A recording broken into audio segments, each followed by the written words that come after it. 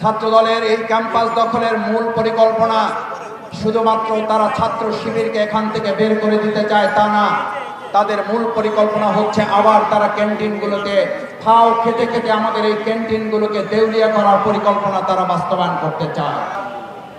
বাংলাদেশ ইসলামী ছাত্র শিবিরের সাথে ছাত্রদলের প্রতিপক্ষের মূল কারণ হচ্ছে এই বিশ্ববিদ্যালয়ে তারা আগামী দিনে মেধার ভিত্তিতে পরিচালনা করবে সেটা নয়, বরং ছাত্র শিবিরের সাথে ছাত্রদলের মূল প্রতিপক্ষের কারণ হচ্ছে তারা টেন্ডারবাজি করতে চায়, ছাত্র শিবির তা করতে দিতে চায় না। ছাত্র দলের সাথে ছাত্র শিবিরের প্রতিপক্ষের মূল স্লোগান সেই 2024-এর আজকের এই 5ই আগস্টই ফায়সালা হয়ে গেছে। নতুন করে আপনারা আর কোনো টেন্ডারবাজি করে চাঁদাবাজি করে ছাত্রদের মন দখল করতে পারবেন না, কারণ সেদিনই ফায়সালা হয়ে গেছিল মেদানা কোটার ভিত্তিতে এখন আর কোনো একটা হল তো দূরের কথা, একটা সিটও আপনাদেরকে দখল করতে দেওয়া হবে না।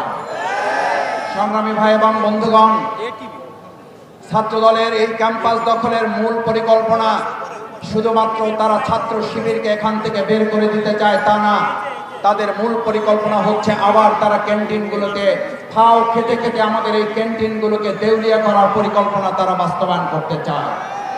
সেই জন্য আসুন গণভোটের গণরায় বাস্তবায়নের আজকের 2024-এর 5ই আগস্ট যেদিন আমাদের বিজয় উৎসব পালন করার কথা, সেদিন ছাত্র দলের বিরুদ্ধে আজকে এখানে বক্তব্য দিতে দাঁড়াবার এটা বাংলাদেশের জন্য লজ্জার, বিএনপির জন্য লজ্জার, প্রধানমন্ত্রী তারেক রহমান আপনার জন্য লজ্জার।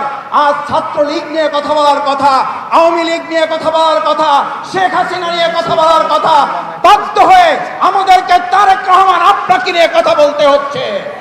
আপনি ছাত্র দলকে সামলান, আবার বলছি ছাত্র দলকে সামলান, না হলে ছাত্রলীগ যেমন আওয়ামী লীগের পতন নিশ্চিত করেছে, এই ছাত্রদল তারেক রহমান তার চেয়ে কম সময়ে আপনার পতন নিশ্চিত করে আপনাকে বাংলাদেশ থেকে আবার বিতাড়িত করতে বাধ্য করবে।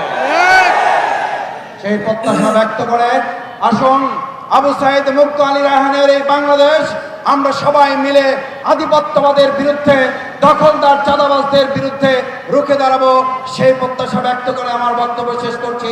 আল্লাহ হাফেজ। বাংলাদেশ জিন্দাবাদ, বাংলাদেশ ইসলামী ছাত্র শিবির জিন্দাবাদ।